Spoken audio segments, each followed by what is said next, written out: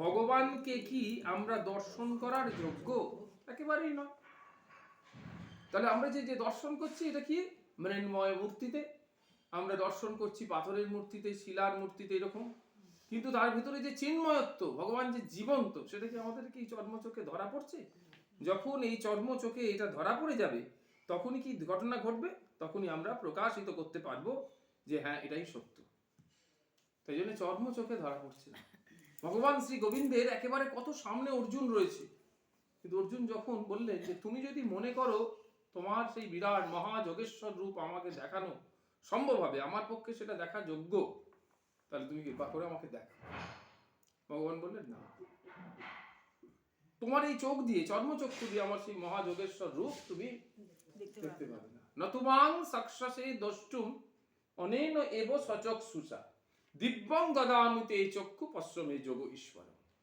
আমার যে রূপটা তুমি দেখতে পাচ্ছ সেটা ঠিক আছে, কিন্তু আমার সেই মহাযোগেশ্বর, সেই বিশ্বরূপ তুমি তোমার এই চর্মচোখ দিয়ে তুমি দেখতে পাবে না। তাহলে আমরাও এই ভগবানের চিন্ময় রূপ, সেই রূপটা আমাদের চর্মচোখে দেখতে পাবো না।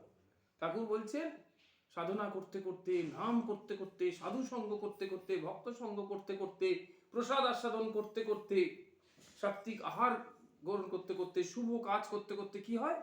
একটা প্রেমের চক্ষু হয়।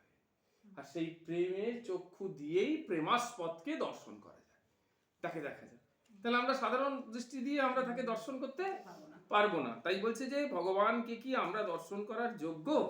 প্রশ্ন, নিজেদের কাছে প্রশ্ন। তার উত্তর কি? বলছেন না, আমরা যোগ্য নই। ভগবান করুণা করেন আমাদের উপর, তারপর আমরা লাভ করতে পারি, ভগবানকে দর্শন করতে পারি। এখন ভগবান কাকে করুণা করেন? ভগবান তাকেই করুণা করেন যিনি ভগবত দর্শন লাভে লালায়িত। ভগবত দর্শন লাভে, খেয়াল করতে হবে, প্রত্যেকটা শব্দকে খেয়াল করতে হবে। ভগবত দর্শন লাভে কি করতে লালায়িত? না আমি প্রতিদিন আমি সন্ধ্যা আরতি করার জন্য লালায়িত, প্রতিদিন আমি পুজো করার জন্য লালায়িত, প্রতিদিন ভগবানের পা ছুঁয়ে প্রণাম করার জন্য লালায়িত। ঠিক আছে, কোনো অসুবিধা নেই, কিন্তু এগুলো এটার সাথে কি মিলছে?